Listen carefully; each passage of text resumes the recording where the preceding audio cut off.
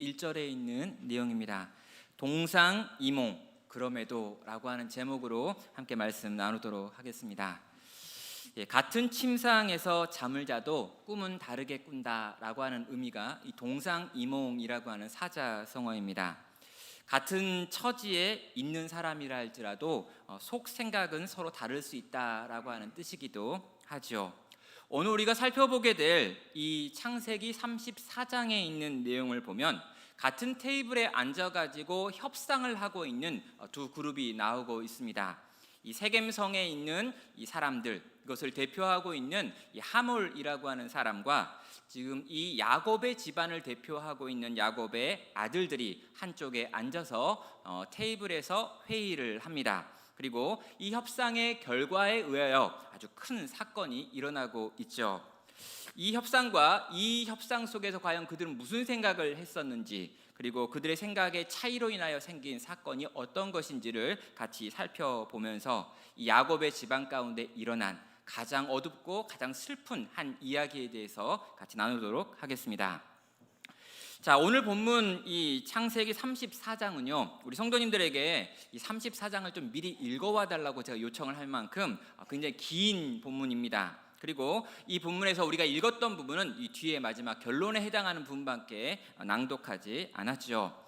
이 앞부분 1절부터 내용을 보면은요, 야곱의 집에 일어난 아주 충격적인 사건으로 오늘 본문의 사건이 시작됩니다.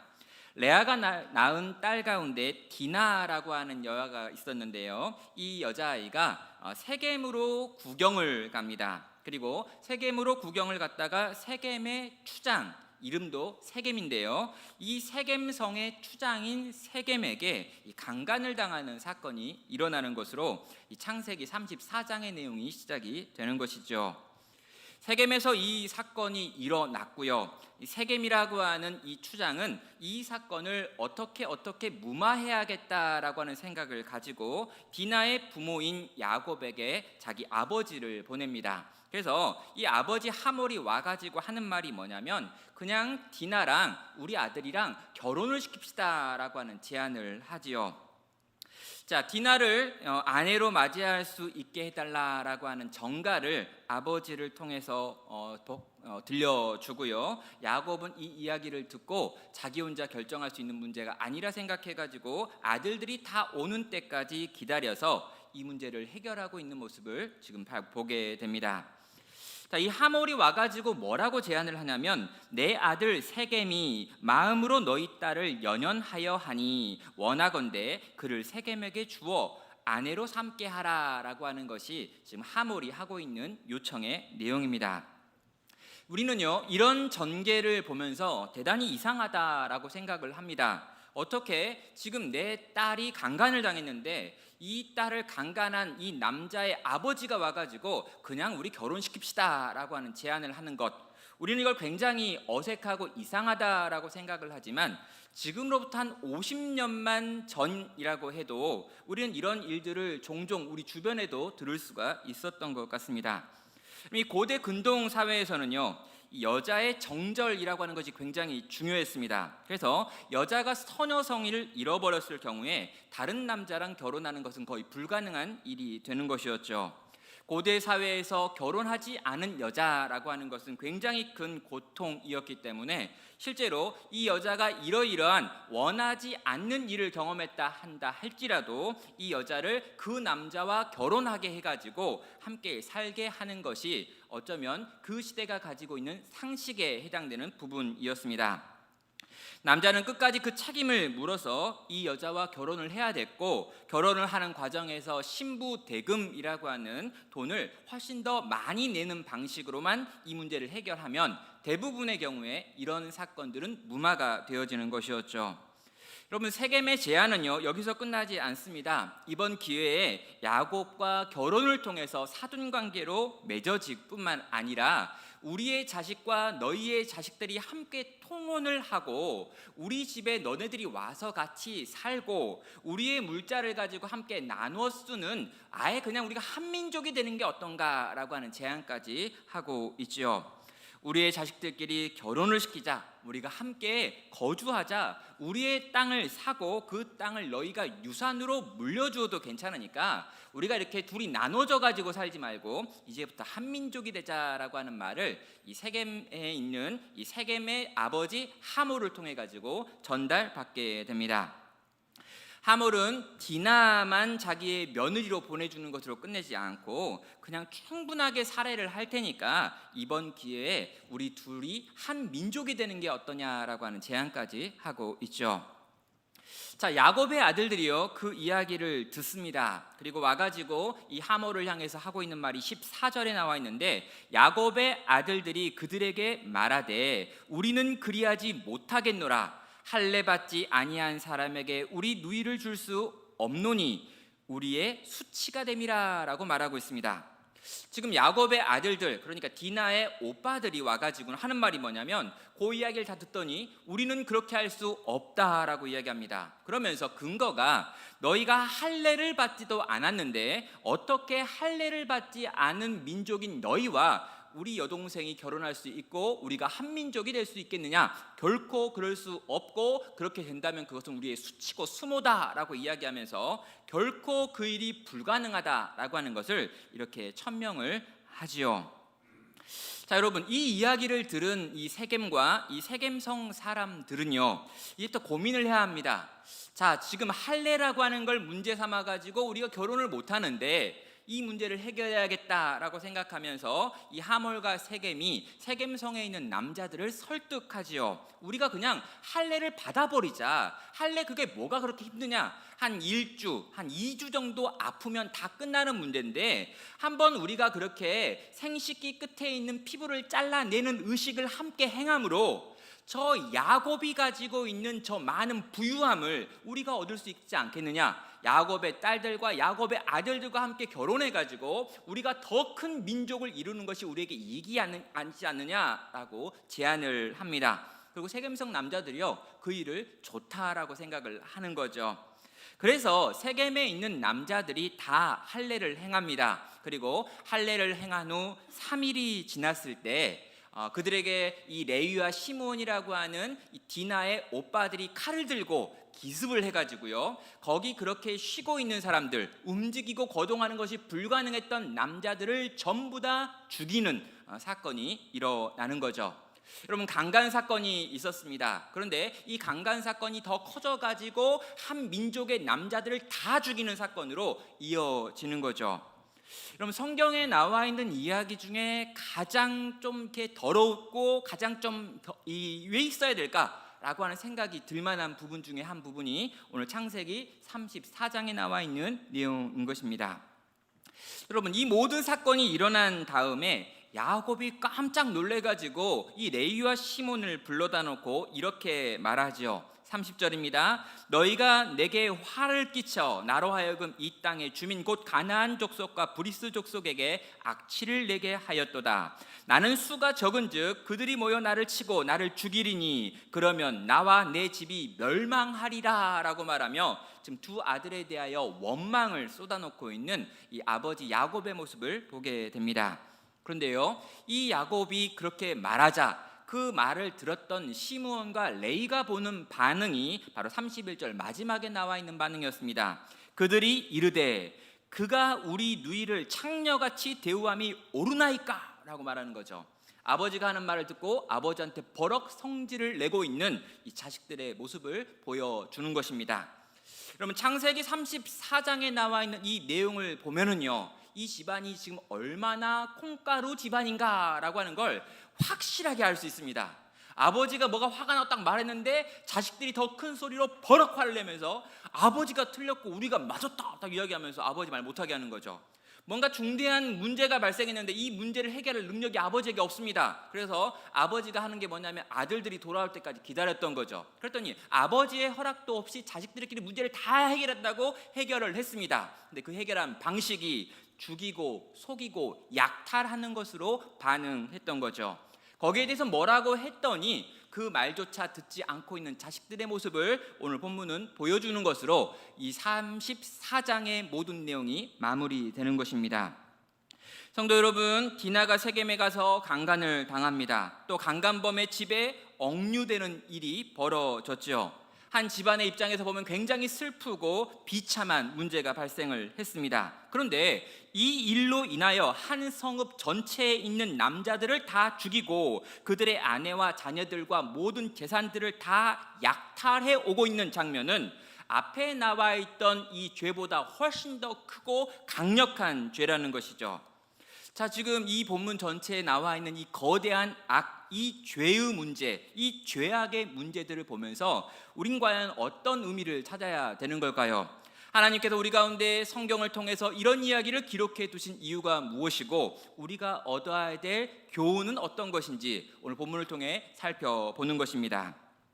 오늘 본문에 나와 있는 이 인물들 중에 가장 핵심을 이루는 세 종류의 인물을 살펴보는 것으로 오늘 본문의 이야기를 같이 풀어가도록 하겠습니다. 첫째는 이 세겜이 품고 있는 생각이 어떤 것인지를 한번 찾아보는 것입니다. 세겜성의 성주였던 추장이었던 세겜은 과연 어떤 생각을 가지고 디나를 강간했는가, 그리고 그 뒤에 나오는 여러 가지 일들을 보았을 때 그 사건의 배후에 어떤 마음과 뜻이 있었는가라고 하는 걸 먼저 물어보겠습니다. 오늘 본문에 보면은요, 계속해서 이 세겜이 디나를 연연했다, 사랑했다라고 하는 표현이 나오고 있습니다. 그냥 강간한 게 아니라 정말 사랑했다라고 하는 표현들이 들어있는 거죠. 근데 여러분, 사랑하려면 그 전에 뭔가 관계가 있어야 될 거 아니에요? 그런데 디나는 그냥 그날 놀러 갔을 뿐입니다. 그냥 그 얼굴을 봤거나 그 몸을 봤거나 한 여러 가지 다른 아주 단순한 이유 때문에 사랑하게 됐고 강간했다라고 이야기하고 있는 거죠. 그리고 결혼하기를 내가 원한다라고 하는 표현이 지금 세겜이 보여주고 있는 표현입니다. 자, 우리는 이 사건을 보면서 세겜이 자기의 정욕을 참지 못해서 만들어낸 개인적인 사건이다라고 생각하는 경향이 있습니다. 그런데 세겜은요, 어린 청년이 아니고 소년도 아닙니다. 세겜은 세겜 족속의 추장입니다. 세겜은 그 성 전체를 총괄하는 권력자였습니다. 여러분, 고대 사회를 생각할 때요, 아무리 힘이 세고 능력이 있어도 그가 어리다면 그 종족의 추장이 될 수 없습니다. 고대 사회에서는요, 힘과 능력이 있을 뿐만 아니라 경험이 있어야지만 그 경험을 가진 어른이기 때문에 그 공동체를 이끌 수 있는 추장이 될 수 있죠. 다시 말하면 여기에 있는 세겜은 자기의 혈기대로 살아가는 젊은이 또는 소년이 아니라 아주 장성한 자일 뿐만 아니라 그 공동체 전체를 책임지는 지휘관에 해당한다는 것이죠. 그렇다면 세겜이라고 하는 이 족장이 디나라고 하는 야곱의 어린 딸을 강간하는 이 사건은 단지 그냥 개인적인 사건이 아니고 보다 더 정치적인 이유가 있다는 것입니다. 그럼 10절과 16절과 22절을 보시면은요, 이 결혼을 통해서 우리가 같이 거래를 하자라고 하는 내용이 나오고 있습니다. 우리가 이제 상거래를 하자라는 이야기를 하는 거예요. 그 전에 야곱과 세겜이 이렇게 따로따로 있었는데 그 전까지 이 둘 사이에 뭔가 제한이 있었습니다. 야곱은 하나님 나라 백성이고 또 이 아브라함과 이삭과 야곱 대대로 이어지는 이 특별한 민족이다, 집안이다라고 하는 걸 강조하면서 세겜성과의 어떤 관계 속에서 상거래를 하지 않는다거나 결혼을 시키지 않는다거나라고 하는 방식으로 선을 그어놓고 살았다는 것이죠. 그런데 이 세겜이 이번 기회를 사용해가지고 우리가 함께 살자라고 하는 표현을 계속해서 사용합니다. 또 우리가 한 족속이 되자라고 하는 표현도 사용하고 있죠. 자, 세겜의 추장이었던 이 세겜은요, 이 야곱의 딸과 결혼하는 것을 시작으로 해가지고 두 민족을 하나로 합쳐야 된다라고 하는 생각이 있는 겁니다. 또 세겜은요, 야곱의 일가에 대해서 잘 알고 있었습니다. 세겜성 바깥쪽 들판에 살고 있는 야곱의 집안이 가지고 있는 거대한 부에 대하여 알고 있었습니다. 그래서 나중에 세겜성에 있는 남자들을 향하여 설득할 때 야곱이 가지고 있는 저 풍성함을 봐라, 야곱이 가지고 있는 저 엄청난 재산을 봐라, 지금 당장은 우리가 조금 손해를 보는 것 같지만 우리가 집안끼리 합쳐가지고 결혼을 해가지고 서로 통용만 되어지면 저들이 가지고 있는 저 많은 부가 우리의 것이 되고 저들의 딸들과 저들의 아들들이 우리의 것이 되어서 우리 종족이 2배, 3배가 될 것이다 라고 하는 제안을 하면서 지금 이런 사건을 일으켰던 것입니다. 야곱에게 먼저 적극적으로 하나가 될 수 있는 길을 제안하면서 세겜은 다가온 것이지요.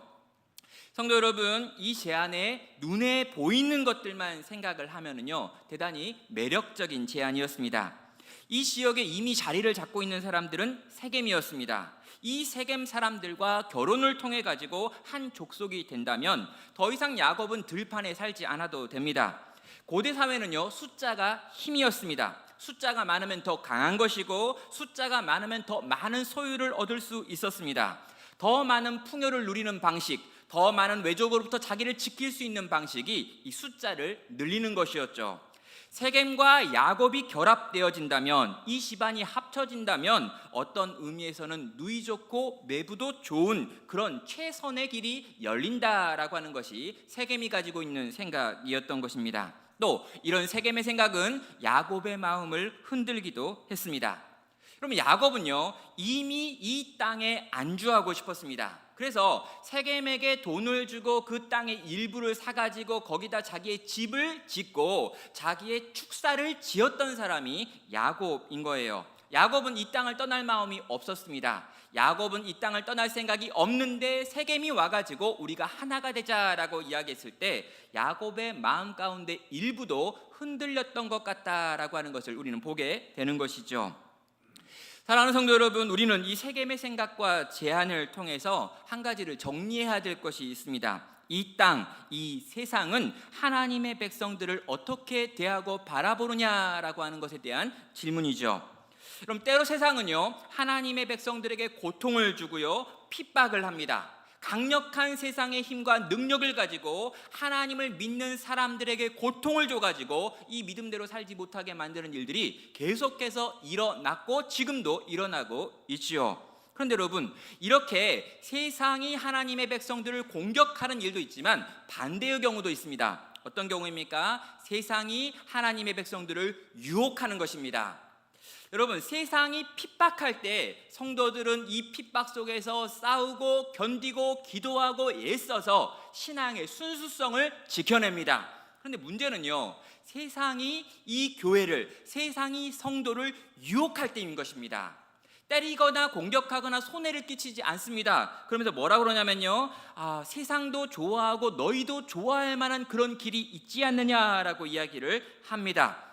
너희가 그렇게 피곤하게 하나님 말씀 붙들고 살아갈 필요가 뭐냐? 그냥 우리와 함께 하나가 되어가지고 이 세상을 잘 누리고 살자. 우리가 더 이상 너 때리지 않을게, 너 혼내지 않을게, 욕하지 않을게, 너 비난하지 않을 테니까 그냥 우리랑 손잡고 즐겁게 한번 한 인생 살아보는 게 어떠냐라고 하는 제안을 세상은 우리에게 지금도 한다는 것이죠.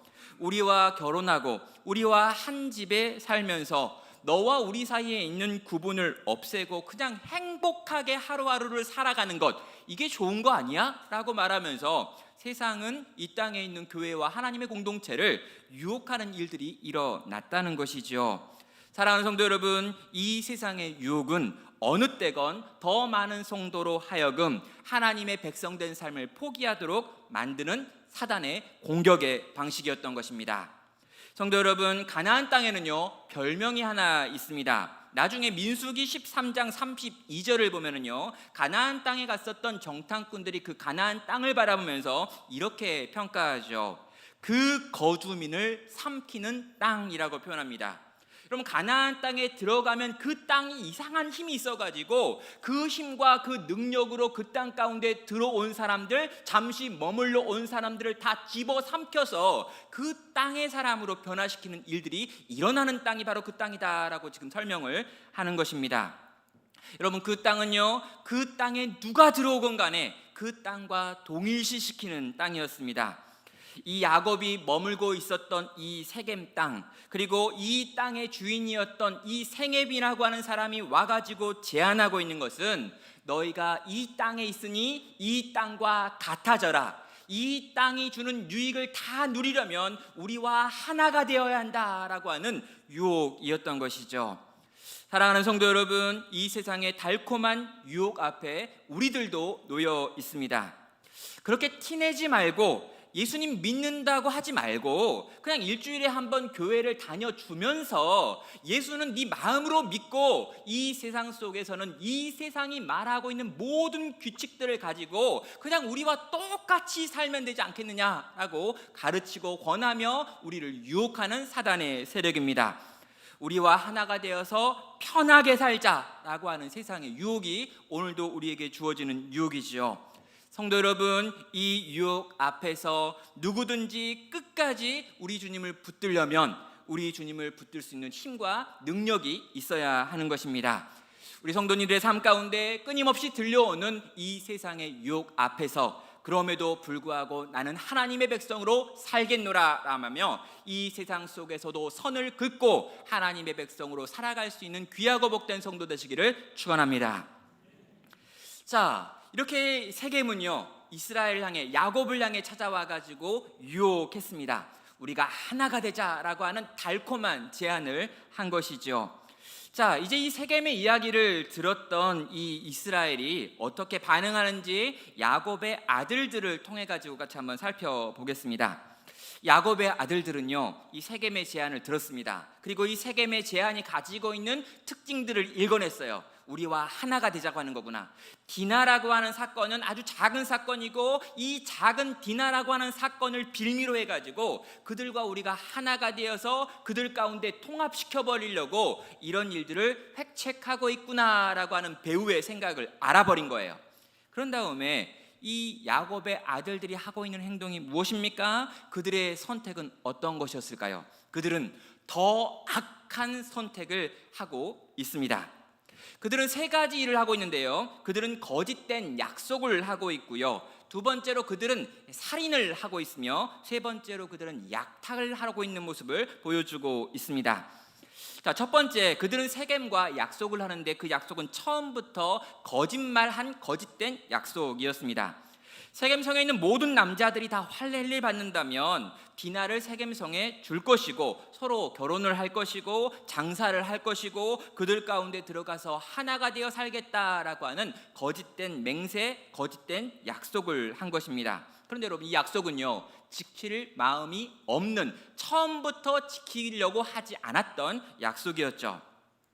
자, 여러분, 왜 이것이 지킬 마음이 없는 약속이었느냐라고 하면은요, 지금 이 야곱의 아들들이 하는 말을 들어보면 세겜성에 있는 남자들은 할례를 받지 않았기 때문에 함께할 수 없다라고 이야기하죠. 여러분, 할례는요 하나님의 언약의 징표입니다. 그런데요, 이 언약의 징표인 할례를 과연 야곱의 자식들이 귀하게 여긴 적이 있었는가 한번 물어봐야 되는 거죠.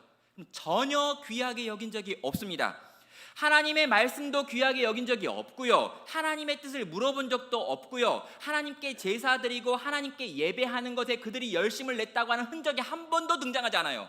그럼 야곱은 신앙에 대하여 감각이 조금 있다고 쳐봅시다. 그러나 그 자식들 어디에서도요 신앙과 관련된 어떠한 언급도 없는 것이 지금 야곱의 자식들이 장성에 있음에도 보이는 내용들인 것입니다.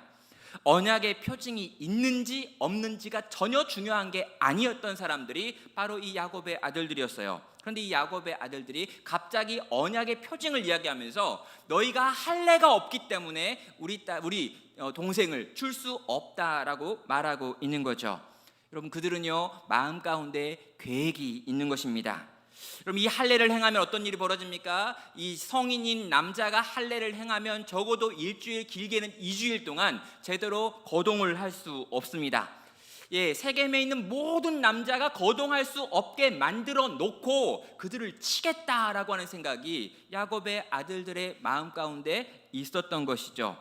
여러분, 고대 사회에서요 약속은 늘 그들이 믿고 있는 신과 연결되어 있었습니다. 그럼 야곱의 자식들은요 처음부터 약속을 하면서 분명히 신에게 맹세하는 의식이 있었을 것임에도 불구하고 거짓말로 약속을 하고 있죠. 그럼 이 야곱의 자식들의 특징이 무엇입니까? 그들은 불신자라는 거예요. 하나님을 믿지 않습니다. 하나님에 대하여 전혀 생각이 없어요.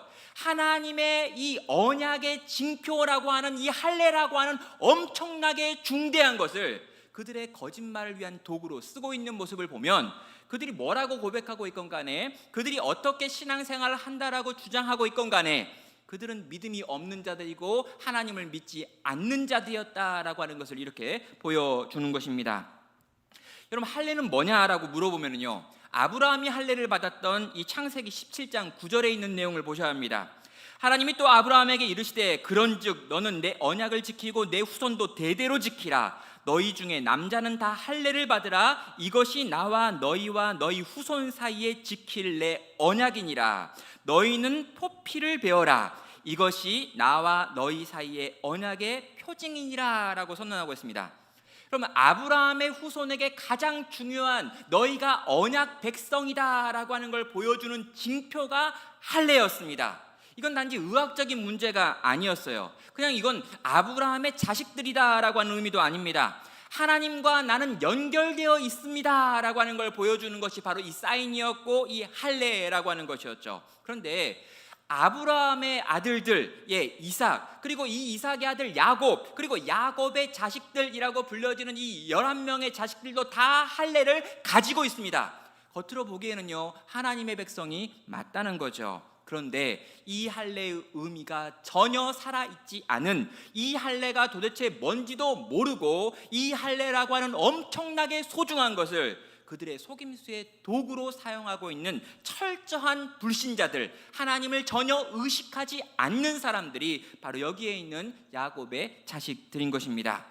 그들은요, 이 세겜 사람들보다 더 악한 것을 생각하며 세겜을 속이기 위하여 하나님의 이름을 파는 거짓말을 행하고 있습니다. 두 번째로 그들이 보여주고 있는 모습은요, 대규모의 살인을 저지르는 살인마들이었다라고 하는 것도 보여주죠. 여러분, 고대 사회는요, 전쟁이 끊임없이 일어났습니다. 자기를 보호하고 자기를 지키기 위해서 상대방을 죽이는 일들은요, 끊임없이 일어나는 어쩌면 일상적인 일들일 수 있지요. 그런데 지금 야곱의 아들들이 하고 있는 일은 뭐냐면 정당한 싸움이나 정당한 전쟁과는 거리가 멉니다. 여러분, 거짓말로 세겜의 사람들을 속여가지고 세겜 사람들이 가장 고통스러워할 3일째 되는 그날 기습을 해가지고 칼을 들고 쳐들어가서 그들을 죽이고 있는 모습을 보여준 것이죠. 그럼 이건 거룩한 전쟁이 결코 아닙니다. 하나님의 백성이 세상과 이기기 위하여 지혜를 사용했다? 아니에요, 여러분. 그럼 하나님의 백성들이 세상을 이기기 위하여 지혜를 사용해야 합니다. 그러나 여러분, 세상보다 더 악한 방법을 사용했다면 여러분, 그렇게 이긴 승리는 결코 하나님의 백성의 승리가 될 수 없다는 것이죠. 여러분, 세겜 사람들의 악을 뛰어넘는 악을 행하면서 세겜을 죽이는 이 야곱의 아들들의 모습을 보면서 우리는 하나님께서 이들을 나중에 어떻게 대하시는지, 또 야곱의 입에서 어떤 저주가 나오는지를 확인하게 됩니다. 야곱의 아들들은 비겁한 살인자들일 뿐이지 결코 거룩한 전쟁을 치른 지혜로운 자들이 아니라고 하는 것입니다. 여러분, 세 번째로요, 이 아들들이요, 이렇게 거짓말을 행하고 이렇게 살인을 저지르고 있는 이유가 뭘까라고 하는 질문의 대답이 이 세 번째 그들이 하고 있는 행동 가운데 들어 있습니다. 여러분, 31절을 보면은요, 그가 우리 누이를 창녀같이 대우함이 옳으나이까라고 지금 레위와 시몬이 대답하고 있습니다. 아마도 다른 아들들도 똑같이 대답을 했겠죠. 그런데 이렇게 대답하는 그들의 말이 과연 진실일까라고 하는 질문을 해봐야 합니다. 아버지가 책망을 하니까 이 아들들이 지금 저들이 우리 누이를 창녀처럼 대우했는데 우리가 어떻게 참을 수 있습니까? 라고 반응하면서 이 모든 전쟁과 속임수를 했다라고 주장을 하고 있어요. 그런데 여러분, 이 주장이 과연 사실일까? 진짜 이 아들의 의도가 그것들이었을까라고 하는 것을 27절과 28절, 29절에 있는 내용을 통해서 다시 한번 점검해 볼 수 있습니다. 27절은 말합니다. 야곱의 여러 아들이 그 시체 있는 성읍으로 가서 노략하였으니 이는 그들이 그들의 누이를 더럽힌 까닭이라. 그들의 양과 소와 나귀와 그 성읍에 있는 것과 들에 있는 것과 그들의 모든 재물을 빼앗으며 그들의 자녀와 그들의 아내를 사로잡고 집 속의 물건들을 다 노략질한지라 라고 말하죠. 여러분 지금 노략질한다라고 하는 표현이 나오는데요, 어디서부터 어디까지 노략질 하냐면요, 양부터 시작해가지고 이 안에 있는 것들과 들에 있는 것들을 노략질을 했을 뿐만 아니라 심지어는 그들의 자식들과 그들의 아내들까지 노략질하며 그들의 집 안에 있는 모든 걸 다 쓸어다가 가지고 왔다라는 거예요. 그럼 세겜성 안에 있는 모든 것들, 심지어 세겜성 밖에 들판에 놓여 있는 것들, 그 모든 것들을 다 싸그리 모아가지고 숫곳으로 끌고 왔다라고 하는 이야기를 지금 하는 것입니다. 디나에 대한 보복 때문에 그렇게 했다고요? 아니죠. 여러분, 자기 여동생이 성폭행을 당했다, 이 큰일을 경험해가지고 내가 그런 일을 했다라고 주장을 하고 있는데, 막상 그 자식들이 뭘 하고 있냐면요, 거기 그 세겜성에 들어와가지고 세겜성의 모든 걸 싹 쓸이오고 있습니다. 심지어 자식들을 노예로 끌고 오고 있고요, 여인들, 이 아내들을 노예로 끌어오고 있는 모습까지 보여준다는 거죠. 그럼 그들의 동기가 뭡니까? 탐욕이었습니다. 여러분, 세겜에서 이러이러한 제안을 하니까 그 제안을 들었던 이 머리 좋은 아들들이 모여가지고 머리를 굴린 거예요. 요번 기회에 세겜은 우리와 하나가 되려고 하지만 요 기회를 잘 살리면 세겜이 가지고 있는 모든 풍요한 것들을 우리가 다 가지고 올 수 있겠다. 그럼 이 아들들은요, 모여가지고 작당을 한 다음에 이런 떼강도 짓을 하고 있는 것입니다. 사랑하는 성도 여러분, 야곱의 아들들이 뭐냐라고 부르면은요, 구약에 있는 교회 공동체입니다. 그런데요, 이 구약에 있는 교회 공동체에 하나님을 믿고 하나님을 따르며 언약의 표징을 가지고 있는 야곱의 자식들의 상태가 바로 이런 상태였다는 거죠. 얼마나 악합니까? 세상의 악함을 뛰어넘는 악함으로 세상을 죽이고 세상을 약탈하고 있는 모습을 오늘 본문 창세기 34장은 우리에게 보여주는 거죠.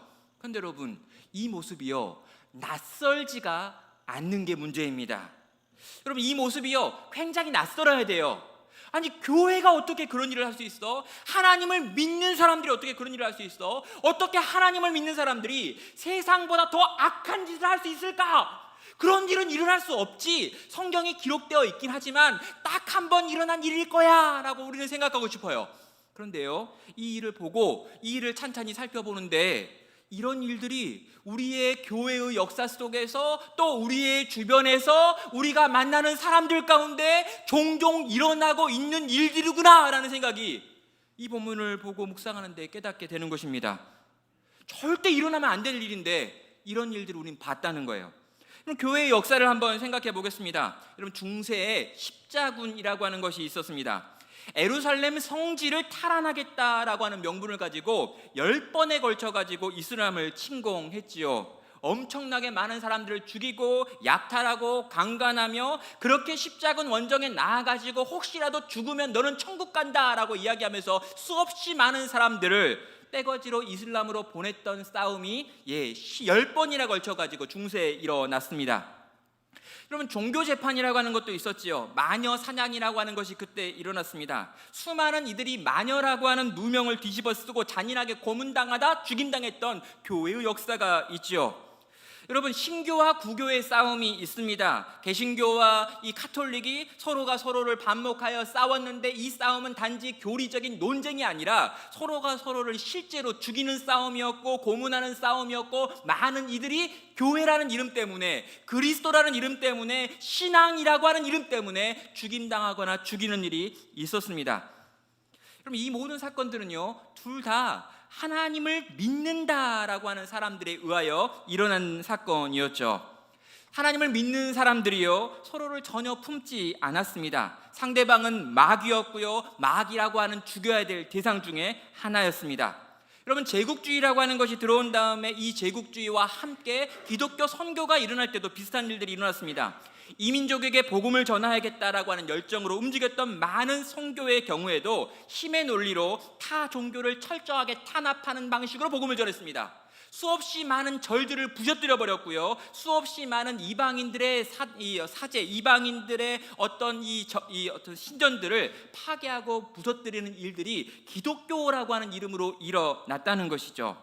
하나님을 믿는다라고 주장하는 이 땅의 교회들이 세상보다 더한 악으로 세상을 공격했던 일들이 우리는 기독교 역사 속에 너무나 많았던 것을 이미 알고 있는 것입니다. 사랑하는 성도 여러분, 교회라고 이름이 붙어 있다라고 해서 다 교회는 아닌 것 같습니다. 교회는요, 그들이 하고 있는 말로 그들의 어떠함을 증명하는 것이 아닙니다. 여러분, 교회는요, 그들이 하고 있는 말이 아니라 그들이 하는 어떠한 행함으로 그들이 누구인지를 증명하는 곳이어야 되는 거죠. 하나님의 말씀을 듣고 그 말씀을 배우고 그 말씀을 깨닫고 그 말씀을 이해한 그들이 그걸 그냥 말하고 그 말의 내용을 통해서 우리가 진짜 교회다라고 하는 걸 확인받는 곳이 아니라 그 말의 내용이, 그 진리가 실제로 하나님의 백성들의 삶 가운데 어떻게 드러나고 보여지느냐라고 하는 것을 통해서 자기를 스스로 증명하는 곳이 교회 공동체라고 하는 것입니다. 사랑하는 성도 여러분, 교회는 세상과 다름이 있어야 됩니다. 결코 교회는 세상과 같지 않습니다. 그런데 여러분, 교회가 세상과 다르다라고 하는 말이 세상보다 더 악해져도 된다라고 하는 말은 아니라는 거예요. 교회는 세상과 다릅니다. 그런데요, 이 세상과 전혀 다른 교회는 세상을 사랑하고 세상을 섬기고 세상을 돌보고 세상을 지킨단 말입니다. 하나님을 믿지 않는 자들을 원수로 보지 않습니다. 기독교인을 탄압하고 있는 저 원수 같아 보이는 이방 종교들을 바라보면서 참된 기독교인들은요, 그들을 원수고 마귀고 사탄이라고 여기지 않고 그들을 위하여 기도해야 한다라고 이야기했습니다. 그들도 복음 들어야 될 대상으로 생각했습니다. 그들도 긍휼이 베풀어야 될 대상으로 생각했고 하나님의 은혜가 임해야 될 대상이라고 생각했다는 거죠. 사랑하는 여러분, 오늘날 교회는 어떤 모습입니까? 우리랑 다르면 죽이려고 합니다. 여러분, 교회는요, 참된 하나님의 교회는요, 동성애자를 죽이는 곳이 아닙니다. 참다운 하나님의 교회는요, 이슬람을 쓸어버리고 이 땅에 없게 만드는 곳이 아닙니다. 여러분, 참된 하나님의 교회는요, 불교를 바라보면서 불교의 절에 가가지고 거기에 있는 이 목상들의 목을 잘라버려야 된다고 말하지 않는다는 거예요.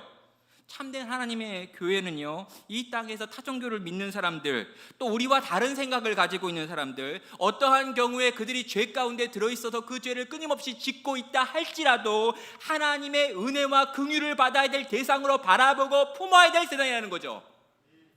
하나님의 참된 교회는요, 칼을 들지 않습니다. 참된 하나님의 교회는요, 속임수를 사용하지 않아요. 교회는 절대 세상보다 더 악한 방법으로 세상을 무너뜨리지 않습니다. 여러분, 가장 강력한 핍박자였던 로마의 핍박을 받으면서 평생 믿음의 선한 싸움을 싸웠던 바울은 로마에 있는 교회를 바라보면서 이렇게 권면합니다. 로마서 12장 2절입니다. 악에게 지지 말고 선으로 악을 이기라.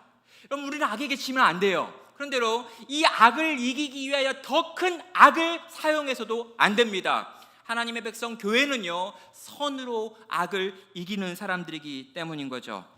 그럼 속임수와 살인과 약탈, 이 모든 것이 교회 공동체 안에서 일어났던 사건입니다. 성도 여러분, 우리도 이렇게 망가질 수 있죠. 세상보다 더 악한 사람들이 될 수 있습니다. 언제건 이 세상을 바라보면서 조금만 힘이 주어지면 그 힘과 능력으로 세상을 집어삼키려고 했던 적이 교회의 역사 속에도 있고 우리 속에도 있습니다. 성도 여러분, 우리는, 또 나는 언제건 불신자들보다 더 악한 자가 될 수 있다라고 하는 것을 생각하셔야 합니다. 우리가 배운 진리가, 우리가 배운 진리로 인하여 이들을 사랑하고 섬기고 돌보는 자가 될 수 있기를 주님의 이름으로 축원합니다. 우리 한 사람 한 사람이요, 주님과 더 닮은 모습으로 날마다 자라가기를 소원하며 오늘 우리에게 주어져 있는 이 기회의 시간을 미움과 반목과 배제와 분노로 채우는 것이 아니라 사랑과 긍휼로 채워갈 수 있는 참된 성도 되시기를 주의 이름으로 축원합니다.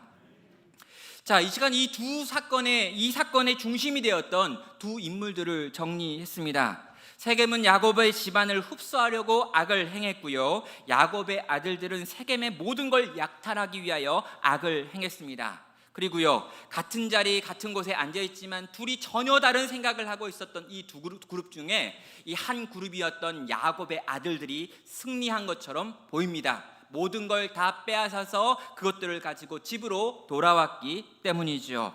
자, 그런데요, 이 사건을 경험하고 이 사건의 전말을 다 확인한 야곱이 지금 두 아들을 바라보면서, 자기 아들들을 바라보면서 원망하면서 30절의 말을 하고 있습니다. 야곱이 시므온과 레위에게 이르되 너희가 내게 화를 끼쳐 나로 하여금 이 땅의 주민 곧 가나안 족속과 브리스 족속에게 악취를 내게 하였도다. 나는 수가 적은즉 그들이 모여 나를 치고 나를 죽이리니 그러면 나와 내 집이 멸망하리라 라고 말하며 지금 아들들에게 원망을 지금 틀어놓고 있죠. 야곱이요, 이 아들들에게 원망을 하고 있는 이 원망의 내용을 좀 찬찬히 다시 봐야 됩니다. 어떻게 봐야 됩니까? 이 내용이 뭐냐는 거예요. 지금 이 아버지가 아들들을 보면서 책망하고 있습니다. 맞죠? 화를 내고 있어요. 잘못했다는 겁니다. 근데 이 잘못의 내용을 봅니까? 어떤 내용이냐면 너희가 가가지고 그 거짓말한 게 잘못됐다. 너희가 가가지고 살인한 게 잘못됐다. 너희가 약탈한 게 잘못됐다라고 이야기하지 않아요. 뭘 이야기합니까? 어떻게 말합니까? 지금 이렇게 말하는데요. 너희가 내게 화를 끼쳐 나로 하여금 이 땅의 주민 곧 가나안 족속과 브리스 족속에게 악취를 내게 하였도다 라고 이야기해요. 뭡니까? 아니, 일을 저지를 거면 티가 안 나야 되는데 지금 티가 나가지고 주변에 있는 가나안 족속과 브리스 족속이 우리 집안이 이 일을 했다는 걸 다 알아버리지 않았냐 이렇게 하는 거예요. 이게 야곱입니다. 야곱은 끝까지 우리를 실망시켜요. 대단합니다. 아니, 분명 분이엘의 아침에 하나님을 만났다면서요. 야복강에서 기도하는 중에, 야복강에서 하나님과 씨름하는 중에 하나님을 만나서 그 이름이 바뀌었는데, 이름이 바뀐 지 벌써 10년이 다 돼가는데 아직도 전혀 이스라엘답게 생각하지 못하고, 요 와중에 또 자식들한테 화를 내는데, 화를 내는 이유가 너네 왜 이거 조용히 안 하고 몰래 안 하고 딱 걸려가지고 큰일 났냐. 이제 나도 죽었고 우리 집안도 다 망했다 이 나쁜 새끼들아 이렇게 이야기하는 거예요. 여러분, 사기꾼, 살인자, 약탈자라고 하는 그 자식들을 보면서 살인과 사기와 약탈에 대해서는 한마디 언급도 없고요. 이걸 걸려가지고 다른 사람들이 그걸 알아가지고 다른 민족들이 우리를 쳐들어와서 우리를 망하게 만들다니, 이런 나쁜 놈들이라고 지금 호통치고 있는 이 아버지의 모습을 우리가 보는 것입니다. 여러분, 이 아버지의 이 모습을 통해서 우리가 확인하게 되는 게 뭘까요?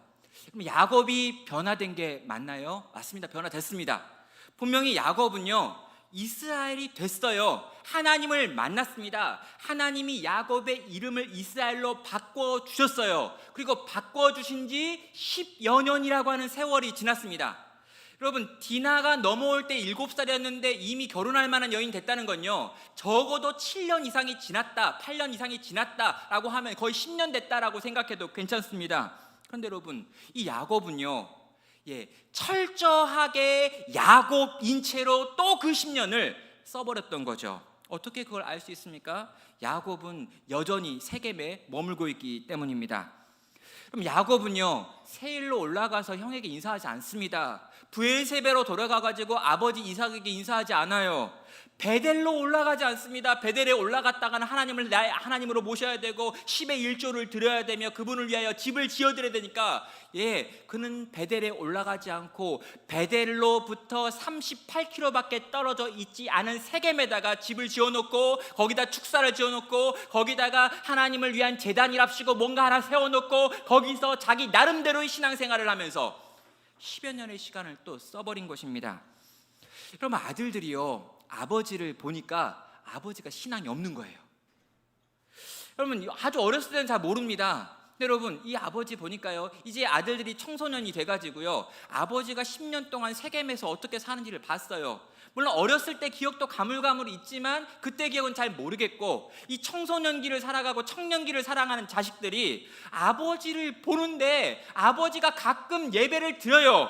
가끔 찬양을 부릅니다. 가끔 기도를 해요. 아버지가 믿음이 없는 것 같아 보이진 않아요. 그런데 아버지가 하고 있는 모든 행동들, 그가 선택하는 집, 그가 살아가고 있는 삶의 방식, 그가 하고 선택하고 결정하는 그 모든 일들을 차근차근 봤더니 알게 되는 게 뭐냐면 우리 아버지 가라다에 대한 거예요. 우리 아버지 야매다 뭐 이런 거, 이렇게 어려운 말이네요. 우리 아버지 짝퉁이다. 우리 아버지 교회를 다니지만 신앙 없다 라고 하는 게 이 자식들이 봤던 아버지의 모습인 것입니다. 아버지를 봤는데 아버지가 사기를 진짜 잘 쳐요. 아버지를 봤는데 아버지가 돈 욕심이 엄청 많아요. 아버지를 보니까 아버지 살았던 방식이 기회가 없어가지고 누굴 못 죽였지, 기회가 있었으면 사람 여러 죽였을 것 같은 거죠. 이 아버지 보니까, 이 아버지 보면서 자라간 그 아들들이 보니까 우리 아버지가 이러이러한 사람이구나 라고 생각하는 거예요. 그리고 어느 날 보니까요, 이 아들들의 모든 행동들이 작은 야곱들이었던 겁니다. 여러분, 야곱에게 책임이 없을까요? 예, 없어 보입니다. 이 거래를 성사시킨 건 야곱이 아니에요. 또 살인하러 가지도 않았고 실제로 속이지도 않았고 약탈에 참여한 적도 없습니다. 책임이 없어 보여요. 그러나 여러분, 또한 의미로 이 야곱은 모든 것에 대한 책임을 져야 되는 사람이었죠. 야곱은요, 변화되어야 했습니다. 10년 전에 분이엘의 아침에 정말 하나님의 영광의 얼굴을 보았던 그때 정말 나를 변화시켜준 하나님에 대한 감격과 이 변화시켜주신 하나님을 이제부터 내가 따라야겠다라고 생각하면서 그의 이전에 살았던 야곱으로서의 삶 전체를 뒤집어서 이제부터는 내가 이스라엘로 살겠노라 하며 하루하루 치열하게 하나님의 백성 다운 삶을 선택하고 걸어가야 했다는 거죠. 그런데 야곱은 손해가 싫었습니다.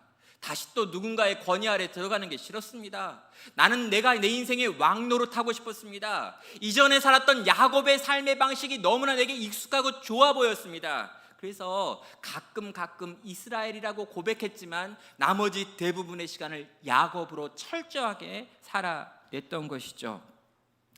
성도 여러분, 우리는요, 우리 자녀들의 시선 앞에 놓여 있습니다.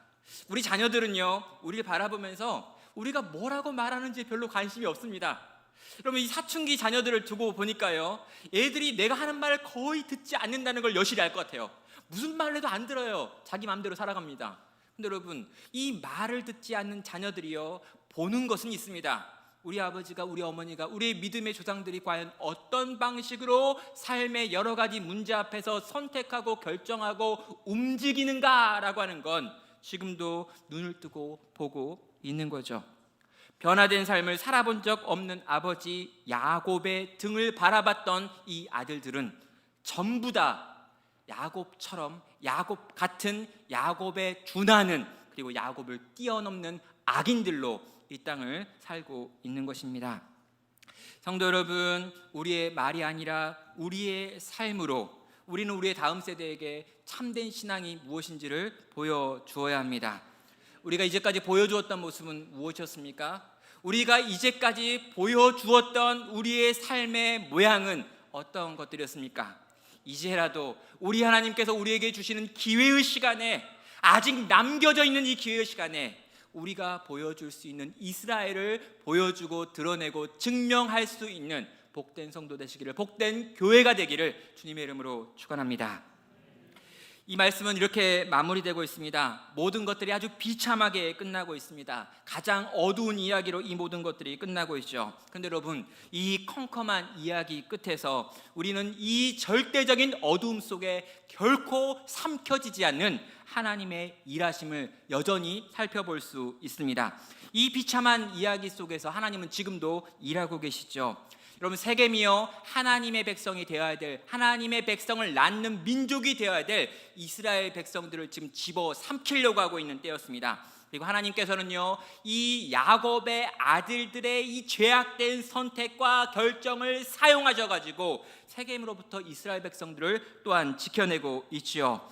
그리고요, 이 세겜으로부터 이것을 끌어낸 다음에 이제 가나안의 모든 자들이 이 사건을 알게 하심으로 말미암아 이 야곱과 야곱의 후손들이 가나안 백성과 결코 섞일 수 없게 만드는 이 둘 사이에 거대한 골짜기를 그어놓는 일이 일어나게 되었습니다. 더 이상 이스라엘은요, 이 땅에 있는 가나안 백성들과 섞일 수 없습니다. 가나안과 이스라엘은 이제 서로를 바라보면서 철천지 원수가 되었고 결코 하나가 될 수 없는 민족이 되어 버린 것이죠. 이것이 무엇입니까? 하나님께서 이 인간과 인간이 만들어내는 이 악을 사용하셔서 당신의 선을 지금도 이루고 계심을 보여주는 것입니다. 그럼 야곱의 아들 가운데 있었던 또 한 명의 범죄의 피해자였던 요셉이 이 모든 범죄로 인하여 고통을 당한 다음에 이 고통의 이유를 깨달은 장면이 창세기 50장 20절에 나와 있습니다. 당신들은 나를 해하려 하였으나 하나님은 그것을 선으로 바꾸사 오늘과 같이 많은 백성의 생명을 구원하려 하셨나니. 당신들, 형들은 나를 죽이려고 했고 해하려고 했지만 당신들은 지금 악을 저지르고 있지만 당신들이 저질렀던 그 악을 하나님께서는 선으로 바꾸사 오늘과 같이 많은 사람들을 구원하는 그 일에 이 악을 사용하셨도다라고 하는 말을 지금 그는 찬양으로 고백하는 것입니다. 여러분, 악을 행했습니다. 이 악은 분명히 하나님의 징계와 심판을 당할 것입니다. 여러분, 악한 자가 그 악으로 말미암아 선한 일이 일어났다 할지라도 용서받아야 된다? 아닙니다. 그 악은 그 악대로 하나님의 징계와 심판을 당합니다. 그런데 여러분, 이 땅에 있는 그 어떤 악이라 할지라도 하나님은 그 악조차도 들어서 선으로 바꿀 수 있다는 것이지요. 야곱의 아들들은 거대한 악을 행했습니다. 그런데 이 거대한 악을 행한 야곱의 그 악, 야곱의 자식들의 그 악을 사용하셔서 하나님은 하나님의 백성들을 빚어가고 계시며 야곱을 그 긴 잠에서 깨워가지고 다시 하나님의 백성으로 세워가시는 이야기를 써가고 계신 것이지요. 사랑하는 성도 여러분, 믿을 수 없는 세상 속에서 또 믿을 수 없는 나 자신을 경험하는 중에 우리는 점점 알게 됩니다. 이 세상 속에서 믿을 수 있는 분은 유일하게 우리 주 하나님밖에 없구나라고 하는 사실을 말이죠. 여러분, 그분은 선하시며 그분의 능력은 많으십니다. 그분은 그 뜻을 반드시 이루시는 분이십니다. 그분은 계획하신 바를 완벽하게 성취해 내시는 분이십니다. 우리 편에 남은 것은 하나입니다. 너무 오래 반항하지 않는 것이죠. 끝까지 참고 끝까지 견디겠다라고 말하며 이를 악물고 버티지 않는 것입니다. 하나님께서 가자고 할 때 가야 하는 것입니다. 하나님께서 멈추라고 하면 멈춰야 하는 것입니다. 하나님이 지금은 손해볼 때라고 말하면 손해보는 것입니다. 하나님이 지금은 일어나라고 말하면 일어나야 한다는 것이죠. 우리 주 하나님만이 유일하게 선하시고 유일하게 능하시기에 그분에게 맞춰서 내가 내 삶의 주인의 자리에 그분을 앉히는 것 외에 우리가 이 땅을 살 길은 없다는 것입니다. 15년 전에 이 말씀을 연구하고 묵상하면서 이 성경 옆에 노트에다가 적어놨던 한 구절을 가지고 오늘 말씀을 마무리하도록 하겠습니다. 하나님께서 나를 구조 조정하시기 전에 나 스스로 나를 바꿔야 한다. 왜냐하면 그분의 구조 조정은 느리지만 한 번 시작되면 너무나 엄중하기 때문이다. 너무 감동적인가요? 여러분, 그분이 구조조정하기 전에 내가 먼저 그분 앞에 바뀌기를 선택하는 귀한 복된 지혜로운 성도 되시기를 주님의 이름으로 축원합니다. 우리 함께 같이 찬양으로 하나님께 나아가도록 하겠습니다. 찬송가 406장 1절만 함께 찬양하겠습니다.